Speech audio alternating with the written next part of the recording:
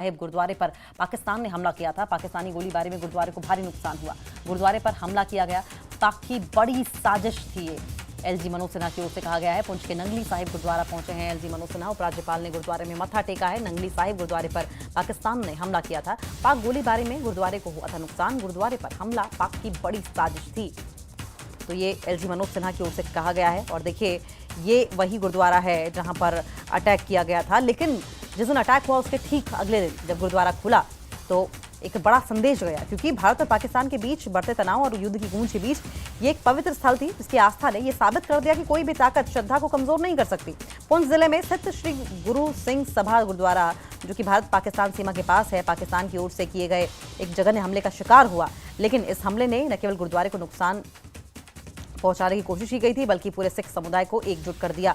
दरअसल पाकिस्तान के हमले में बुरी तरीके से क्षतिग्रस्त हुए तमाम मकान, साथ साथ गुरुद्वारे पर भी अटैक की जो कोशिश थी वो पाकिस्तान की पोल खोलने का निर्णय लोगों को लेने में सक्षम करा पाई, एकजुट करा पाई।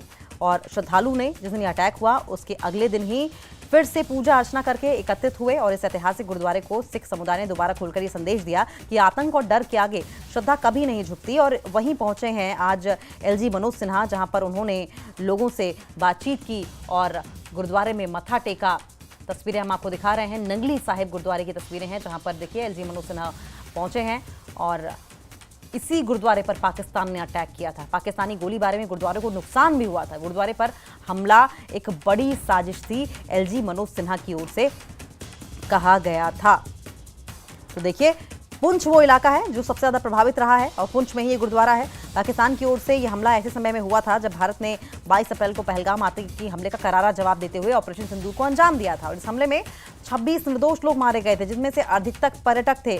मारे गए लोगों का बदला ऑपरेशन सिंदूर से लिया गया। जवाबी कार्रवाई में भारतीय वायुसेना, सेना और नौसेना ने मिलकर पाकिस्तान के बहावलपुर, मुरीद के और मुजफ्फराबाद से कुल 9 आतंकी ठिकानों को निशाना बनाया था, जिसमें जैश-ए-मोहम्मद और लश्कर-ए-तैयबा जैसे आतंकी संगठनों के मुख्यालय भी शामिल थे। और इसी कार्रवाई में 90 से ज्यादा आतंकियों के मारे जाने की खबर थी।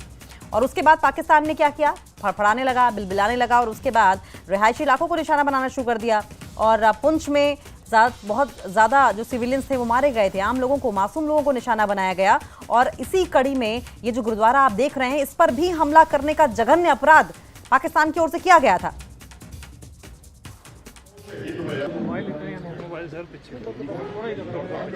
लेकिन पाकिस्तान ने आतंकवादियों और उनके अड्डों पर हुई कार्रवाई को अपने ऊपर कार्रवाई मानी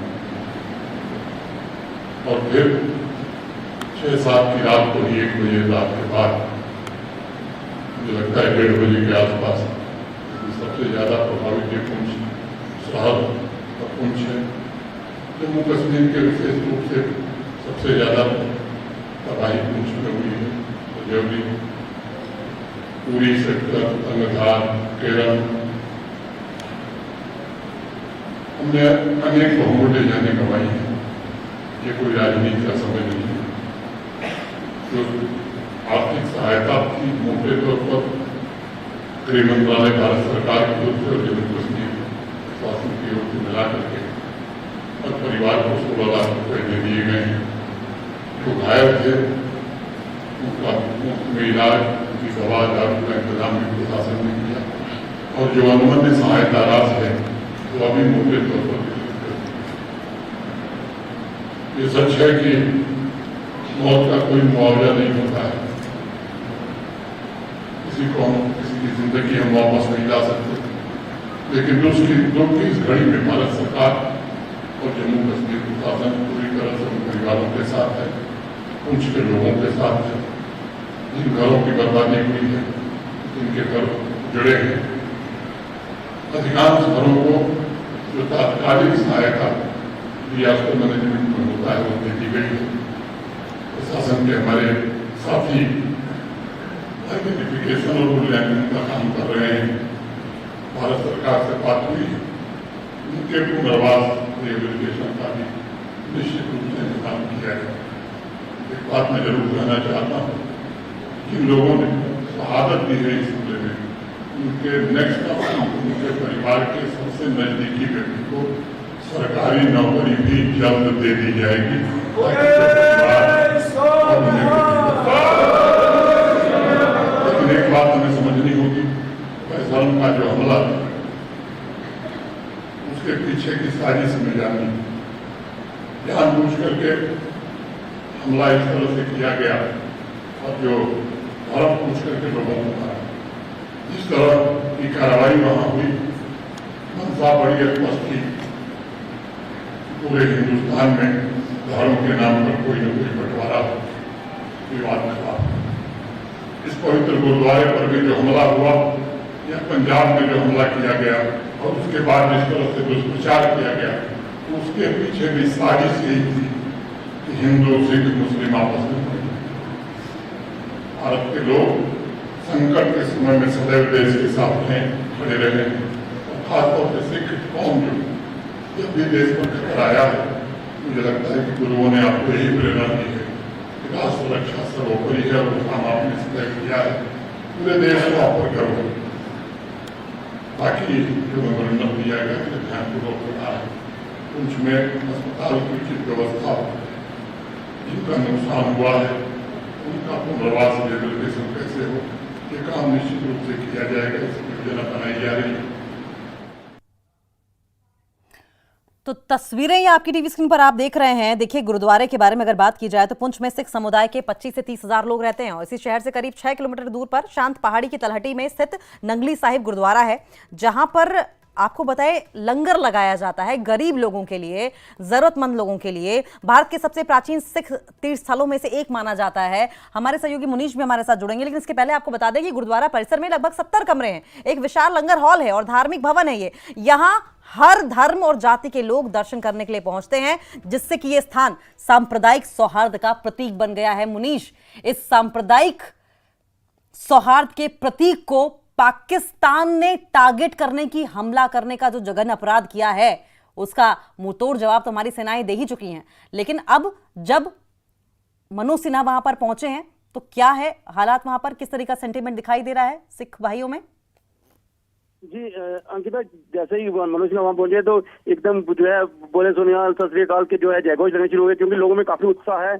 और ये जो डेरा है संतपुरा नंगाली साहब, ये गुरु गोविंद सिंह जी के साथ जुड़ा हुआ डेरा है। और पहले जब जिन 5 लोगों ने जहां अमृत छका था तो उनमें से संत वेरू सिंह जी जो हैं उन्होंने इसकी स्थापना की थी।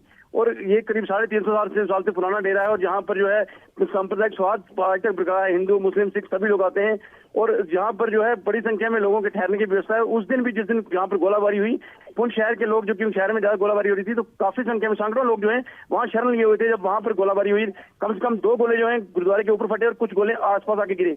हालांकि नुकसान, कोई जानी नुकसान नहीं हुआ, लेकिन उसके बाद जो है मनोज सिन्हा का वहां पहुंचना जो है लोगों के लिए काफी उत्साहवर्धक है, क्योंकि लोग खुश हैं कि पहली बार जो है राज्यपाल, उपराज्यपाल यहाँ पहुंचे हैं। और उपराज्यपाल ने अपने जो है भाषण में ये भी कहा है कि पाकिस्तान की जो नापाक हरकतें हैं, जो उन्होंने यहाँ पर पुंछ में मंदिर, मस्जिद, गुरुद्वारा और मदरसों को निशाना बनाया है, तो कहीं ना कहीं पुंछ के लोगों में इसको लेकर काफी रोष भी है पाकिस्तान के खिलाफ। लेकिन मुनीश, एक बात तो माननी पड़ेगी कि श्रद्धा पर ना गोलियां असर करती हैं ना बारूद, क्योंकि हमने देखा था कि गोलियों और बमों से इमारतों को नुकसान पहुंचाया जा सकता है, लेकिन आस्था और विश्वास को कभी पराजित नहीं किया जा सकता। और ये बात पुंछवासी, और अगले दिन जिस तरीके से गुरुद्वारे को खोल दिया गया था, लोग वहां पर अपना श्रद्धा सुमन लेकर पहुंचने शुरू हो गए थे, ये साबित हो गई थी कि पाकिस्तान के किसी भी धमकी, किसी भी अटैक से वहां रहने वाले जो तमाम सिख भाई हैं वो डरने वाले नहीं हैं। जी जी बिल्कुल अंकिता, यहाँ पर चाहे मंदिर है, मस्जिद है, गुरुद्वारा है, जहाँ भी जो पाकिस्तान की नापाक हरकत हुई है, वहाँ पर अगले दिन से जो है धार्मिक कार्यक्रम जो है शुरू हो गए थे और लोगों का आना जाना भी शुरू हो गया था। उसी प्रकार जो है गुरुद्वारों में भी जो है कम से कम 3 गुरुद्वारों को जो है पाकिस्तान ने निशाना बनाया था, 3 मंदिरों को निशाना बनाया गया, 2 मस्जिदों को और मदरसों को निशाना बनाया गया। लेकिन लोगों की जो आस्था है और लोगों में जो एकता है, जो पुंछ के अंदर सबसे बड़ी बात है कि पुंछ का जो एकता और भाईचारा है, उसने इस बार फिर पाकिस्तान को जवाब दिया और लोगों ने जो है आपसी सौहार्द भी बनाए रखा और एक दूसरे के साथ मिलकर जो है जहाँ नुकसान हुआ था उनको साफ सफाई करके उनको दोबारा बहाल किया गया था। और आज भी वो मिसाल देखने को मिली है कि जहाँ वहां पर जो है आज जो पुंछ में जो लोग शहीद हुए थे, खास करके जो सिख परिवार से शहीद हुए थे, वो भी मनोज सिन्हा से वहीं डेरा नंगाली साहब में मिले हैं। मुनीश, कितनी देर मनोज सिन्हा वहां पर रुके हैं और मनोज सिन्हा की मौजूदगी का लोगों में क्या असर दिखाई दे रहा था? जी करीब 20 से 25 मिनट जो है मनोज सिन्हा वहां रुके हैं और अभी वहां से निकले हैं। अब वो पुंछ आएंगे। पुंछ में जो है क्राइस्ट स्कूल के पास जहां पर सबसे ज्यादा गोले गिरे थे, जहां 3 बच्चों की मौत हुई थी, वहां जाएंगे। और उसके बाद डाक बंगला में काफी संख्या में लोग जो है इंतजार कर रहे हैं, जो पीड़ित हैं, गोलाबारी पीड़ित हैं, वो इंतजार कर रहे हैं। अंत में वहां उनसे मिलेंगे वो। ठीक है मुनीश, बहुत बहुत शुक्रिया आपका। आप नजर बनाए रखें, आगे भी आपसे बात करते रहेंगे हम। लेकिन ये तस्वीरें जो आप देख रहे हैं, ये एलजी मनोज सिन्हा की तस्वीरें देख रहे हैं, जो कि इस वक्त गुरुद्वारे में मौजूद हैं। ऐतिहासिक गुरुद्वारा है और ये श्रद्धा का प्रतीक है। बैसाखी पर यहाँ विशाल मेला लगता है, हर साल लगाया जाता है। गुरुद्वारा नंगली साहिब में एक विशाल समारोह किया जाता है, जिसमें हजारों श्रद्धालु जम्मू कश्मीर से ही नहीं बल्कि पूरे देश से हिस्सा लेते हैं।